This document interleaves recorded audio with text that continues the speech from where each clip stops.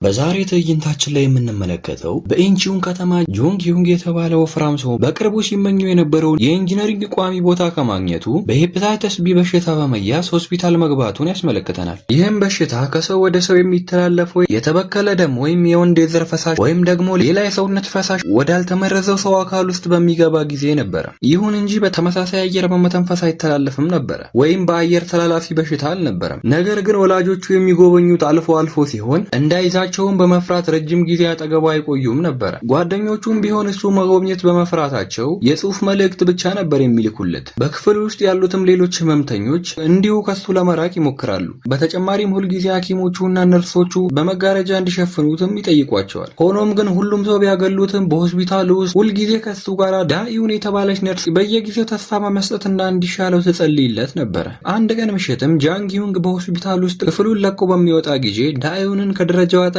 ስታጨስ ይመለከታታል። ጣቷንም በሚመለከት ጊዜ ቀለበት እንዳላት ያስተውላል። ነገር ግን የምርቃት ቀለበት እንደሆነና የጋብቻ እንዳልሆነ ታስረዳዋለች። በመቀጠልም በስራው ቋሚ ቦታ በማግኘቱ እድለኛ እንደሆነ እየነገረችው እሷ ደግሞ ሁልጊዜ በስራዋ ደስተኛ እንዳልሆነችና ሁልጊዜ የምታጨሰው ለዛም እንደሆነ ትገልጽለታለች። በተጨማሪም ብዙውን ጊዜ ሌሊት ስለሆነ የምትሰራው ነቅቶ ለመቆየትም እንደሚያግዛት ትገልጽለታለች። በድንገት ግን የሆስፒታሉ ተቆጣጣሪ የነበረችዋ ሴት ትመጣባቸዋለች። በዚህም የተደናገጠችው ዳኢዩንግ ሲጋራውን የጃንግ በማስመሰል ከሱ ላይ ሲያጨስ እንደተቀበለችው በመንገር ከአካባቢው ትሄዳለች። በማግስቱም ጧት ጃኢዩንግ ውሸቷን በመደበቅ ስለ ረዳት ለማመስገን ትመጣለች። ጃኢዩንግም ሲጋራ ማቆም እንዳለባት ቃል ካስገባት በኋላ ይቅርታዋን ይቀበላል። ይህንንም የተመለከተችው ጃኢዩንግ በሁኔታው በጣም በመደሰት ለሱ የቀረበውን ምግብ ከሱ ጋር አብራ መመገብ ትጀምራለች። ከመሄዷም በፊት ሌሎች ህመምተኞች ጃኢዩንግን እንዳያስቸግሩ ታስጠንቅቃቸው ትወጣለች። ወደ ማታ ላይ እሱን ለማየት ወደ አልጋው አጠገብ ስትመጣ ጆንግ ተኝቶ ነበርና እሷም ደክሟት ስለነበረ ከጎኑ ትተኛለች። የዳኢዩንግ መድከምም ማጨሷን ስታቆም እየባሰ ይሄዳል። በዚህም መሃል አንድ ቀን ጃንግ ሲጋራ ሲያጨስ ታገኘውና በመበሳጨት ትወቅሰዋለች። እሱም ይሄን ሊያረግ የቻለው በጣም ስለተጨነቀ እንደሆነ በመረዳት ጃንግ ሆስፒታል ውስጥ የተሻለ ጊዜ እንዲያሳልፍ መርዳት ትጀምራለች። አብረውም ደስ የሚል ጊዜያትን ማሳለፍ ይጀምራሉ። አንድ ቀን ማታ ላይም ዳኢዩን ለጃንግ ፋሻ በመቀየር ላይ ሳለች ጃንግ በመሃል መቼም ቢሆን እኔ ፍቅረኛ ሊኖረኝ አይችልም በማለት ይናገራል። ይህንንም የሰማችው ዳኢዩንግ የተናገረው ነገርና የተናገረበት መንገድ ስላናደዳት ጥላው ትወጣለች። በሌላኛው ቀን ደግሞ ከሌሎች ነርሶችና ዶክተሮች ጋር ስትሆን ሊያናግራት ሲሞክር ችላ ትለዋለች። ከጥቂት ቀናትም በኋላ በመጨረሻ ዶክተሮቹ ወደ ቤት ለመመለስ ዝግጁ እንደሆነና አሁን ላይ ጤነኛ እንደሆነ በመንገሩ ወደ ቤት እንዲገባ ይነግሩታል። እሱም ዳኢዩን ዳግመኛ ስለማያያት አዝኗል። ወደ ቤት ከመሄዱም በፊት በነበረው ምሽት ለሟች ታካሚ የተላከውን አበቦች ሰርቆ ለዳኢዩን ሊሸጣት ቢጠብቃትም ነገር ግን እሷ ምሽቱን ምርመራ የምታደርገው ዋና ነርስ ነበረችና ልትመጣ አልቻለችም ነበረ። በሆስፒታሉ የመጨረሻ ቆይታውም ሊሰናበታት ቢፈልጋትም ወላጆቹ ሊወስዱት ሲመጡ ችላ በማለት ከጓደኞቹ ጋር በመያያዝ ለእራት ይወጣና ለጓደኞቹ ስለ ነርሷ ይነግራቸዋል። ጓደኞቹ ይህን ሲሰሙ ቅዠት መሆን እንዳለበት ይነግሩታል። ዳኢዩን ግን በእሷ ተስፋ አልቆረጠም ነበርና ወደ ሆስፒታሉ በመመለስ ይፈልጋታል። ፈልጓትም በሚያጣት ጊዜ ስልክ ቁጥሯን ከፋይሏ ላይ ለማግኘት ይሞክራል። ነገር ግን በሚፈልግበት ሰዓት ሰዎች እሱ ወዳለበት ቦታ በሚመጡ ጊዜ በመደናበር እቤት ሲገባ ይዞት የነበረውን ቁጥር በመርሳት ግማሹን ብቻ ነበር የሚያስታውሰው። በመቀጠልም ስልክ ቁጥሩን ለማግኘት ብዙ ቁጥሮችን በመቀያየር መሞከር ይጀምራል። ነገር ግን አብዛኞቹ የተሳሳተ ቁጥር ከመሆናቸው የተነሳ ከሌላ ሰዎች ጋር ነበር የሚያወራው። ነገር ግን ተስፋ ሳይቆርጥ በስተመጨረሻ ትክክለኛውን ቁጥር ተጠቅሞ ዳኢዩንን ያገኛታል። እሷም ስልኩን ካነሳቸው በኋላ ጥሩ ስሜት ላይ ስላልነበረችና ከሆስፒታሉ የተወሰኑ ቀናት ለእረፍት እንደወጣች ትገልጽለታለች። ጃንግም እሱን ሽሽት እንዳልሆነ ሲያውቅ እንደሚወዳት ይነግራታል። ዳኢዩንም ወደ አፓርትመንቷ እንዲመጣ ትጋብዟለች። እሱም የአባቱ መኪና በማሽከርከር በፍጥነት ወደ እሷ ቤት ይደርሳል። ለትንሽም ጊዜ ውይይት ካደረጉ በኋላ ዳኢዩን ብቸኝነት ስለሚሰማት ከእሷ ጋር እንዲያደር ትጠይቀዋለች። ላይክ ለምን ደሞ አታረጉት? እኔ ልብ ቅርጹን ሳሉልኝ አላልኳችሁ? እንደዚህ ንኩልኝ ነው እንጂ እንደዚህ መጠንቆሉ ምን ያቀሳል? ኧረ በስመ አብ። ለትንሽም ጊዜ ውይይት ካደረጉ በኋላ ዳኢዩን ብቸኝነት ስለሚሰማት ከእሷ ጋር እንዲያደር ትጠይቀዋለች። እሱም በሀሳቡ በመስማማት ተቃቅፈው ይተኛሉ። በማለዳም ዳኢዩን ስትነሳ ጃንግ ቁርስ አዘጋጅቶ ቤት ውስጥ የተበላሸ አምፖል ስለነበረች ይቀይረው ታገኘዋለች። በዚህም ጊዜ በሱ ደግነት በመደነቅ እንባዋ ይመጣና ታለቅሳለች። በመቀጠልም ከንፈሩን በመሳም ታመሰግነዋለች። እሱም የወዳት ስለነበረ መሳሙን ይቀጥላል። ዳኢዩንም በማቋረጥ በሌላ ነገር አስባ እንዳልሆነ በማስረዳት መሳሳሙን ታቋርጠዋለች። ከዚያም ጊዜ ጀምረው አብረው መዋልና አሪፍ ጊዜያትን ማሳለፍ ይጀምራሉ። ከስራም በኋላ የአባቱን መኪና በመጠቀም ወደ ሆስፒታል በመሄድ ምግብ ወስዶላት እንድትመገብ ያነሳሳታል። ነገር ግን ሁሌ ሆስፒታል በሚሄድበት ሰዓት ከጓደኞቿ ጋር በምታሳልፈው ጊዜ መቅናት ይጀምራል። ወደ እሷ አፓርታማን በመሄድ በአፓርታማ ውስጥ ያለውን ቆሻሻ የሚያጸዳላት ነበረ። እሷም ጭንቀት በሚሰማት ጊዜ ከሱ ውጭ የምትቀርበው ሰው አልነበረምና ወደ እሱ ጋር በመምጣት ነበር የምታካፍለው። አንድ ቀንም ምሳ እየተመገቡ ሳለ ጃንግም ቀለበቷን ጣቷ ላይ እንደጎደለ ማስተዋል ሲያቅተው ራሷ ዳዩ ቀለበቱ እንደጠፋ ትነግረዋለች። እሱም በመቀጠል የሚፈልገውን ቦታና አሪፍ ደሞዝ ስለሚያገኝ ስራዋ እያስጨነቃት መስራት እንደሌለባት በመንገር ስራውን ማቆም እንዳለባት ይነግራታል። ነገር ግን የሷ መልስ እሱን ማቀፍና ዝምታ ነበረ። ከቀናትም በኋላ የሆኑ ጥንዶች ዳዩንን ግብዣ ይጠሯትና እሷም ጃንግ አብሯት እንዲመጣ ትጋብዘዋለች። ጃንግም ጥያቄዋን ይቀበላል። ወደ ገበያም በመውጣት የሚመሳሰሉ ልብሶችን ለመግዛት ይሞክራሉ። ነገር ግን የሚሞክሩት ልብስ እንዳለ ለጃንግ በጣም ትንሽ ነበሩና ምንም ልብስ ሳያገኙ ለመውጣት ይገደዳሉ። በዚህም ማን ሁለት የሚያምሩ ተመሳሳይ ልብስ የለበሱ ጥንዶችን ሲመለከቱ ጃንግ ስለ ውፍረቱ መጥፎ ስሜት ይሰማው ይጀምራል። በቀጣይ ቀንም ልክ የመሄጃ ሰዓታቸው ሲደርስ ጃዩን በአውሮፕላን ማረፊያ መግቢያ በኩል ጃንግን እየጠበቀችው ነበረ። ጃንግም ተሳፍሮት የነበረውን ታክሲ አቁሞ ወደ እሷ እየሮጠ ይደርሳል። ምንም እንኳን እርስ በርስ የሚመሳሰል ሹራብ ማግኘት ባይችሉም ከእሷ ጋር የሚመሳሰል ጫማ አግኝታ ይዛለት መታ ነበረ። ጃንግም እሷ የሰጠችውን ጫማ በመቀበል ክብደት ለመቀነስም እንደሚሰራ ቃል ይገባላታል። የሰጠችውንም ጫማ በመጠቀም ክብደቱን እንዴት መቀነስ እንደሚችል ዱብ ዱብ እያለ ለሷ ማሳየት ይጀምራል። ትዕይንታችንም በማግስቱ ጃንግ በፓርክ ውስጥ ሲሮጥ ያስመለክተናል። ነገር ግን ሰውነቱን ቃል ገብቶ እንደነበረው በመቀነስና ጤናማ ሰውነት ቅርጽ ይዞ እናየዋለን። አንድ ላይም በመሆን በዳዩንግ አፓርትመንት ውስጥም እንደሚኖሩ እንመለከታለን። በቀጣይኛውም ቀን ወደ ቤት ሲመለስ ወደ ስራ ከመሄዱ በፊት ለሁለቱም የሚሆን ቁርስ ያዘጋጃል። በር ላይም ተቀምጦ የነበረውንም ቆሻሻ ያስወግዳል። በቢሮ ውስጥም ስራው በጊዜያዊ ኮንትራት ወደ አንድ ትልቅ ኮርፖሬሽን እንደሚላክ ይነገረዋል። እናም ጥሩ ከሰራ በቋሚነት ሊቀጥሩትም እንደሚችሉ ይገልጹለታል። ይህም ማለት ለሱ አስደናቂ ድል ነው። ነገር ግን ሌላኛው ኩባንያ የሚገኘው ሴኡል የሚባል አካባቢ ሲሆን በፊትም ከሚኖርበት አካባቢም በጣም የራቀ ነበረ። ያገኘውንም እድል ምሳ በሚመገቡ ሰዓት ለዳዩንግ ይነግራታል። ነገር ግን በውይይታቸው መሃል ነርሶች ስለመጡና ከእርሱ ጋር መታየት ስለማትፈልግና ነርሶቹ እሱን የሚያውቁት ስለመሰላት በተቀመጠበት ጥላው ትሄዳለች። ከቀናትም በኋላ ጃንግ በስራ ቦታው ላይ ዳዩንን ወደ ቤት ለመውሰድ ወደ ስራ ቦታዋ ይሄዳል። አዲስ ከገዛው መኪና ጋርም ያስተዋውቃትና ወደፊት ህይወታቸው እንደሚለወጥና በየቀኑም ለስራ ከሄደበት ከተማ እየተመላለሰ እንደሚጠይቃት ቃል ይገባላታል። እንዲሁም ያጣችውን የመመረቂያ ቀለበት የሚተካ አዲስ ቀለበትም ይሰጣታል። በመጀመሪያ የጠዋት ጉዞውም ላይ በጠዋት ስላልተነሳ በመጣደፍ ጉዞውን ይጀምራል። በመንገዳቸውም ላይ እንደነሱ አርፍዶ ሲወጣ የነበረ ሰው በመስኮት በኩል ጸጉሩን ሲታጠብ ሲመለከት መሳቅ ይጀምራል። ቢሮም ደርሶ ከአለቆቹ ጋር ሲተዋወቅ እሱ በቡድን ውስጥ በኮንትራት ስራ ያለው ብቸኛው አዲስ ሰራተኛ እንደሆነ ይገነዘባል። ቦይንግ የተባለች ሴትንም ያስመለክተናል። ቦይንግ የተባለችዋም ሴት ጃንግን እንዳልወደደችው እንረዳለን። በዛን ቀን ምሳ ሰዓትም ቋሚ ቡድኑ ምሳ ሊበሉ ሲሄዱ የቦይንግ ባህሪ አስቸጋሪ ስለነበረ እሷም አልተጋበዘችም ነበርና ሁለቱ ብቻቸውን ይቀራሉ። በቢሮ ውስጥም ሁለቱ ምንም ሊግባቡ አልቻሉም ነበር። ስራውንም ጨርሶ ቃል እንደገባም ወደ ቤት ይመለሳል። ልክ ቤትም እንደደረሰ ስለ ቦይንግ ለዳዩንግ ማግሮምረም ይጀምራል። እሷም የስራ ባልደረቦቹን ለማስደሰት ጠንክሮ መስራት እንዳለበትና ከቦይንግ ጋርም መስማማት እንዳለበት ትነግረዋለች። በማግስቱም ጃንግ ከሁሉም ሰራተኞች ጋር ለመግባባት ለሁሉም ሰው ቡና ይዞላቸው ይመጣል። ነገር ግን እሱን ለመርዳት በሚል ሰበብ ቦይንግ ቡናውን በመቀበል ለእያንዳንዱ የስራ ባልደረቦቿ ትሰጣቸውና ለሱ ምንም አይነት ምስጋና ሳይሰጠው ሁሉም ሰው እሷን ማመስገን ይጀምራል። በመቀጠልም ወደ እሱ ጋር በመመለስ የተሳሳተ ስራ እየሰራ እንደሆነ በመንገር ስራውን ልታስተጓጉል ትሞክራለች። እሱም እሷ ባለችው መንገድ ስራውን ሰርቶ ካጠናቀቀ በኋላ ከድርጅቱ ኃላፊዎች ትክክለኛ ስራ እንዳልሰራና ትችት ይደርስበታል። በየቀኑም ወደ ቤት በሚመለስ ሰዓት ሁሌ ከዳዩንግ ጋር ስለተፈጠረው ነገር ለፍቅረኛው በየቀኑ መንገር ይጀምራል። ፍቅረኛውም ስላሳለፈችው ቀን እንድትነግረው እድልም አይሰጣትም ነበረ። በነጋታውም አብረው የሰሩትን ፕሮጀክታቸውን ለአለቆቻቸው የማቅረቢያ ጊዜው ሲደርስ ቦይንግ ለአለቆቿ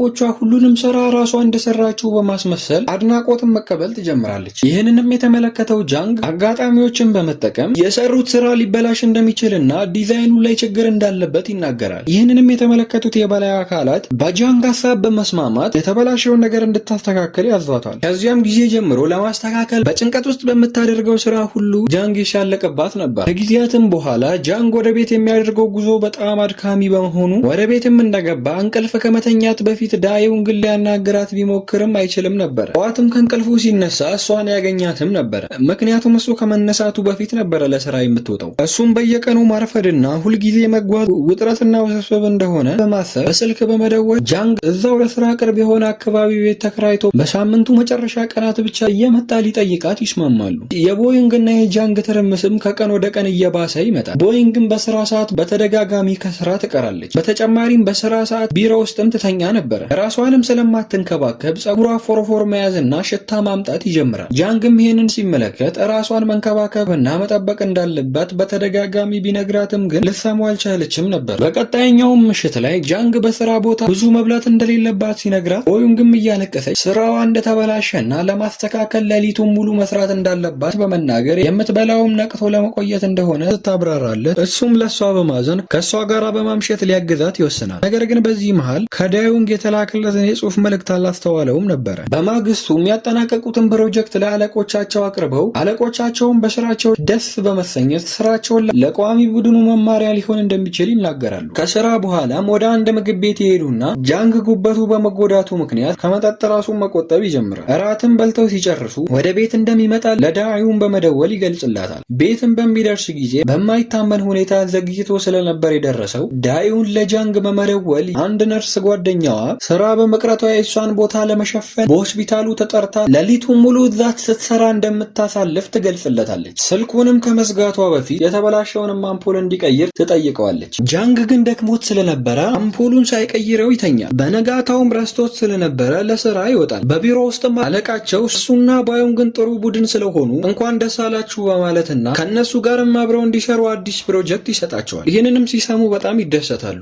ምክንያቱም አሁን ሁለቱ ጥሩ ሁኔታ እየተግባቡ ስለነበረ ነው። በተጨማሪም ጃንግ ከባዩንግ ጋር ተጨማሪ ሰዓት በመስራት እሱ ጋር ያለውን ግንኙነት ማዳበር ይጀምራል። ነገር ግን ከዴዩን ጋር ከጊዜ ወደ ጊዜ ግንኙነታቸው እየላላ መምጣት ይጀምራል። አንዳንዴ ቃል እንደገባውን በሳምንቱ መጨረሻም ወደ እሷ ጋር ማሄድም ነበረ። በአንድ ቀንም ዳዩንግ በአካል የምትነግረው በጣም አስፈላጊ የሆነ ነገር እንዳለ ትነግረዋለች። ይሁን እንጂ ጃንግ ለተወሰነ ጊዜ ያራዘመውና ዳዩንግን ያስከፋታል። የተሰጣቸውም ሁለተኛ ፕሮጀክት ስኬታማ በመሆኑ ጃንግና ባዩንግ የደስደስ ለማክበር አብረው ራት ለመብላት ይወጣሉ። በመሃልም ዳዩንግ ፍቅረኛዋ የት እንዳለ ለማጣራት ትደውላለች። ጃንግን በመዋሸት ስራ እንደበዛበትና ዘግይቶ መስራት እንዳለበት ነግሯት ወደ መዝናናቱ ይመለሳል። አንድ ቀን ምሽት ባዩንግ ከጃንግ ጋር አሪፍ የፍቅር ጊዜ ለማሳለፍ ትሞክራለች። ነገር ግን ጃንግ በተቀመጠችበት ጥሏት በመሄድ ወደ ቤቱ መመለስ ይጀምራል። ልክ ወደ አፓርትመንቱም እንደገባ በኮሪደሩ ውስጥ ብዙ ቆሻሻ መጣያዎችን ይመለከታል። ዳዩንም እንዳይወጣቸውና አምፖሉንም እንዲቀይር ትጠይቀዋለች። ይሁን እንጂ ሁለቱም በጣም ደክሟቸው ስለነበረ ክርክር ይጀምራሉ። ዳዩንም ጃንግን ወደ ቤት የሚመጣው ለረፍት ብቻ እንደሆነና ስለ ራሱ ብቻ እንደሚያስብ ትነግረዋለች። በመሃልም ዳዩን ለሱ ለመንገር የፈለገችው አስፈላጊውን ነገር መናገር ትጀምራለች። ጉዳዩም የወር አበባዋ ለመምጣቱ ነበረ። ጃንግም አባት ሊሆን እንደሆነ ሲረዳ ሀሳቡ ስላልተዋጠለት ያልሰማ በማስመሰል ቆሻሻውን ወደ ውጪ ለመውጣት ሰበብ በማመቻቸት ቆሻሻውን ወደ ውጪ ይዞት ይወጣል። በማግስቱም ስራው ላይ ማተኮር አቅቶት ሲወዛገብ ያስመለክተናል። በመሃልም ዳዩን ትደውልና ዶክተሩ የ4 ሳምንት እርጉዝ መሆኗን እንዳረጋግጠላት ትገልጽለታለች። ጃንግም መጥፎ ስሜት ውስጥ በመግባቱ ከመሬት ተነስቶ ባዩንግ ላይ መጫውና መነጫነጭ ይጀምራል። ነገር ግን ወደ ቀልቡ ሲመለስ ይቅርታ ይጠይቃታል። በመቀጠልም የነበረበትን የስራ ስብሰባ በመተው የተጠያቂነት ስሜት ስለተሰማው ከዳዩን ጎን ለመሆን ይወስናል። አብረውም ቅድመ ክትትል ለማድረግ ይሄዳሉ። እዛም እንደደረሱ ዳዩን የልጁን አባት ስም በምትጠየቅበት ጊዜ ጃንግ ወደ ውጭ ወጥቶ እንዲጠብቃት ታደርገዋለች። እንደጨረሱም ወደ ቤት በማምራት ከስራ ቦታ የስልክ ጥሪዎችና የድምፅ መልእክቶች ይደርሷቸዋል። ይሁን እንጂ እሱ ከሷ ጋር መቆየት ስለሚፈልግ መልእክቶቹን ችላ ይላቸው ነበር። ነገር ግን ዳዩን የእሱን ስልክ ጥሪ መስማት ሲሰለቻት እንዲሄድ ትነግረዋለች። እሱም እሷ እንዳለች ወደ ስራዋ ያመራል። ነገር ግን የስራ ሰዓቱ ሲያልቅ እንደ በፊቱ ከቦይንግ ጋር ተጨማሪ ሰዓት መቆየት አልፈለገም ነበርና ወደ ዳዩንግ ጋር በጊዜ ከስራ ቦታ ወጥቶ ይሄዳል። ጃንግም እንደ ድሮው በየዕለቱ ከስራ ወደ ዳዩን ቤት መመላለስ ይጀምራል። እናም ይህ ተግባር በሱ ላይ የተለያዩ ችግሮችን ያደርስበታል። በተደጋጋሚ ስለሚመላለስ ከባድ የድካም ስሜት፣ ቢሮ ውስጥ ማንቀላፋት እናም በስራ ሰዓት ስለሚረፍድበት መኪና ውስጥ እየተዘገጃጀ ነበር የሚሄደው። ልክ ቅድም መኪና ውስጥ በሰውየው ሲስቅ እንደነበረው ማለት ነው። የፈሩት ይደርሳል፣ የጠሉት ይነግሳል ነው የሚባለው። አቤቱ ቀ ነሰነስከው እኮ ይንቀት በተጨማሪም ስራው ላይ በሚተኛ ሰዓት የቢሮ ሰራተኞቹ በሱ ላይ መሳቅና መሳለቅ ይጀምራሉ። በአንድ ቀን ምሽትም ቦዩንግ ተጨማሪ የተሰጣቸውን ፕሮጀክት ለመጨረስ በጊዜ የማይገባውን ነገር እንዲተው ታሳምነዋለች። በዚህም ምሽት ጃንግ እንደገና የሳምንቱ መጨረሻ ቀናት ብቻ ወደ ቤት ለመመለስ ይወስናል። ቅዳሜና እሁድ ከዳዩን ጋር ሲወጣ ሙሉ ቀኑ እንዴት እንደደከመውና ወደ ቤት መሄድ እንደሚፈልግ ሲናገር ወደ አንድ ሱቅም በሚገቡበት ጊዜ በፍጥነት እንድትገዛ በመንገር ያስጨንቃታል። ወደ መኪናውን በመመለስ የምትፈልገውን ነገር ከኦንላይን ላይ መግዛት እንደምትችልና ፈጣንም እንደሆነ ይነግራታል። መኪናውንም ወደ ቤት መንዳት እንደጀመሩ በድንገት ቦይንግ ወደ ስልኩ ትደውላለች። ዳዩንም ይህን ስትመለከት መኪናውን እንዲያቆም ትጠይቋለች። ነገር ግን ጃንግ እሷን በተሳሳተ መንገድ በመረዳት ወደ ፈጣን ምግብ መግዣ ዳር ላይ አቆመዋል። ነገር ግን እሷ ምግብ ፈልጋ ሳይሆን እሷ ላይ ቺት እያደረገባት እንደሆነ በመጠራጠር ነበረ። በመቀጠልም መኪና ውስጥ ምግብ ሻጩ ፊት ለፊት መጨቃጨቅ ይጀምራሉ። ዳዩንም እርግዝናውን ማቋረጧን ለሱ ስትነግረው ጃንግም ስለ ሕፃኑ ምንም ግድ እንደሌለው በመናገር እሷ ላይ መጨው ይጀምራል። ያዘዙትንም ምግብ ሳይወስዱ ከአካባቢው ይሄዳሉ። ዳዩንም የምትፈልግበት ቦታ ላይ ካወረዳት በኋላ በስራ ቦታው አካባቢ ተከራይተው በነበረው አፓርትመንት ለመኖር ወደ ስራ ቦታው ይመለሳል። በማግስቱ ለዳዩን ከኦንላይን ላይ ያዘው የነበረውን ቀለበት ጊዜው ደርሶ ስለነበረ በፖስታ ቤት ይላክለታል። ቀለበቱንም በመቀበል ከሷ ጋር ተጣልቶ ስለነበረ አንድ የእርሳስ ማከማቻ ቦታ ውስጥ ያስቀምጠዋል። አንድ ቀን ምሽት ላይ ከቦዩንግ ጋር ስራ ቦታ ላይ ሳሉ ጃንግ ስሜት ውስጥ በመግባት ቦዩንግን መሳም ይጀምራል። ይህም ከሷ ጋር የፍቅር ግንኙነት መጀመሪያ ይሆናቸዋል። እንደ ድሯቸውም አብረው ስራዎችን ይሰራሉ። የመዝናኛ ጊዜም አብረው ያሳልፋሉ። ነገር ግን ጃንግ በጎዳናዎች ላይ ወይም ሱቆች ላይ የነርስ ዩኒፎርም ባየ ቁጥር ትኩረቱንና ሀሳቡን መሰብሰብ ያቅተው ነበር። አንድ ቀን ከሰዓት በኋላ ወደ አንድ ሀገር የሚሄዱበት ትኬት ከዳዩን ጋር አፕላይ አድርገው ነበርና ትኬቱ እንደደረሰ የሚያረጋግጥ የጉዞ ኩባንያ መልእክት ነበር የደረሰው። ይህንንም ሲመለከት ይደነግጣል። በመቀጠልም ዳዩን እድሉን በጣም ስትፈልገው እንደነበረ ስለሚያውቅ እሷ እንድትጠቀም በመፈለግ ለእሷ ለመንገር የጽሁፍ መልእክት ይልክላታል። ነገር ግን በሚልክበት ሰዓት ድሮ ፖስት አድርገው የነበረው ፕሮፋይል ፎቶ አሁንም አልተቀየረም ነበር። ፕሮፋይሉ ላይም ተጽፎ የነበረው ዳዩን ጃንግን ትወደዋለች የሚል ነበር። ከዛም በኋላ ስለ እሷ ማሰብ ማቆም አልቻለም ነበር። በመቀጠልም ከትኬቱ ቢሮ ትኬቱ ከትንሽ ቆይታ በኋላ ኤክስፓየርድ እንደሚያደርግ በተደጋጋሚ መልእክት ይደርስለታል። በስራውም በጣም መረበሽ ይጀምራል። በአመቱ የመጨረሻ ስብሰባ ላይም ቋሚ ቡድኑ በስራቸው ላይ ላሳዩት አቋም ምስጋና ያገኛሉ። ነገር ግን ጃንግም ሆነ ባዩንግ ወደፊት ከነሱ ጋር የመቀጠል እድላቸው አጠራጣሪ ነበረ። በመቀጠልም ድርጅታቸው ፓርቲ አዘጋጅተው ነበርና ወደ ፓርቲው ያመራሉ። ጃንግም ድሮ ሲሰራበት ወደ ነበረው ስራ ሊመለስ እንደሚችል ሲያስብ፣ ቦይንግ ደግሞ ወደ ውጭ ሀገር በመሄድ እንደምትማር ትናገራለች። አሁን ጃንግ ቦይንግንም እያጣ መሆኑን ሲረዳ ዳዩንግ ትዝ ትለውና ፕሮፋይል ሃውስ ገብቶ ፎቶዎቿን ሲመለከት ገናን ለማሳለፍ ወደ አንድ ከተማ እንደምትሄድ የሚናገር ፖስት ይመለከታል። እሱም ለእሷ አሳልፈው የሰጣትን ትኬት ተጠቅማ እንደምትሄድና ባቀዱት አየር መንገድም ጉዞ እንደምታደርግ በመገመት እሷን ለማግኘት እድሉ ሊኖረው እንደሚችል በማሰብ ቀለበቱን ካስቀመጠበት በማውጣት ታክሲ በመያዝ ወደ አውሮፕላን ማረፊያው እንዲወስደው ያደርጋል። በቦታውም ላይ እንደደረሰ ልክ እንደ ታሪኩ መጀመሪያ ዳዩን ታክሲውን እጇን በማውለብለብ ታስቆመዋለች። ከመኪና ውስጥ ሲወጣ ግን ከአንድ ወፍራም ሄፓታይተስ ቢ ታማሚና አዲስ ጫማውን በመሞከር ላይ ካለ ሰው ጋር ይጋጫል። ነገር ግን የተጋጩት ሁለቱም ጃንጊውን አልነበሩ። ዳዩን ቀጭኑን ጃንግ የተዋወቀችው ከወፍራሙ ጃንግ 2 ዓመት በፊት ነበረ። የተዋወቁትም ጃንግ እግሩ ላይ ጉዳት ደርሶበት እሷ ወደምትሰራበት ሆስፒታል ሲመጣ ነበረ። እሷም ለሱ የተለያየ እገዛዎችን ታደርግለት ነበር። በተጨማሪም የገና በዓልን ከከተማው ወጥተው ለማክበር በመስማማት ተመሳሳይ ጫማን ለሱ ትገዛለታለች። ወደ እሷ ቤትም በመምጣት ከእሷ ጋር መኖር ጀምሮ ነበር። በመሃልም ከቀጭኑ ጃንግ ጋር አለመስማማትና መጨቃጨቅ በጀመሩ ጊዜ በወፍራሙ ጃንግ ጋር በሆስፒታል በመተዋወቅና የሱ ቅንነት እንድትወደው ያደርጋታል። በፊልሙ መጀመሪያ ላይ እንደተመለከትነው ማለት ነው። በመሃልም በስራው ድካም ሲሰማት አንድ ቀን ከአጠገቡ ተኝታ በነበረ ጊዜ ነበር እርግዝናው ሊፈጠር የቻለው። ለቅድመ ዝግጅትም ወደ ሆስፒታል በሚሄዱ ሰዓት የአባቱን ስም በምትጠየቅበት ጊዜ ቀጭኑ ጃንግ እንዲወጣ ያደረገችውም የወፍራሙን ጃንግ ስም ለመምሏት እንደነበረ ያስመለክተናል። ከቀጭኑ ጃንግ ጋርም እንደተለያዩ ቀለበቷን አውልቃ ነበርና ለወፍራሙ ጃንግ ቀለበቷ እንደጠፋ የነገረችውም ውሸት መሆኑን እንረዳለን። ቀጭኑም ጃንግ ያገኘውን የትኬት እድል ለእሷ ሲሰጣት እሷም የሰው ግብዣ እንደሆነ በማስመሰል ወፍራሙን ጃንግ እንደጋበዘችው ያስመለክተናል። ወደ መጀመሪያውም ትዕይንት ስንመለስ ዳዩን ወፍራሙን ጃንግ ከወደቀበት በማንሳት ቀጭኑን ግን ዞር ብላም አላየችውም ነበር። በወፍራሙ ጓደኛዋ ጋርም ምንም ቃል ሳታወጣ ወደ አውሮፕላን ማረፊያ ውስጥ ትገባለች። ቀጭኑም ጃንግ በመናደድ አካባቢውን ማወክ ይጀምራል። በመቀጠልም ወደ ኩባንያው ፓርቲ በመመለስ ቦይንግ የእረፍት ጊዜያቸው ለሁለት እንዲያሳልፉ የሚገልጽ እድል ከድሮ አለቃው ይደርሰዋል። በተጨማሪም በደረሰው ወረቀት ላይ ሁሉንም ነገር አለቃው እሱ ወደ ድሮ ስራው እንዲመለስ የተለያዩ ነገሮችን በማድረግ እንደረበሸውና ድሮ ስራው እንዲመለስ በመፈለጉ ይሄ ሁሉ ነገር እሱ ላይ እንዳደረሰ የሚናገር ነበር። ይህንንም የተመለከተው ቀጭኑ ጃንግ ቀለበቱን ከኪሱ በማውጣት ለቦይንግ እንደሚወዳት በመናገር የታገብኛለች ጥያቄ ጥያቄ ያቀርብላታል። ነገር ግን ቦይንግ ጥያቄውን ውድቅ ታደርግበትና ጥላው ትሄዳለች። ጃንግ በዚህ በመናደር ሌሊቱን ሙሉ ሲጠጣ እያሳለፈ ታሪካችን በዚህ ላይ ያበቃል። ለዩቲዩብ ቻናሉ አዲስ የሆናችሁ ሰብስክራይብ ማድረግና ላይክ ያላረጋችሁ ደግሞ ላይክ በማድረግ በቀጣይ ማሪ ፊልም ይዘን ስለምንመጣ ሰብስክራይብ ማድረግና የደወል ምልክቷን መጫን እንዳትረሱ። በቀጣይ በሚገርም ፊልም እንገናኛለን። ቸር ሰንብቱ።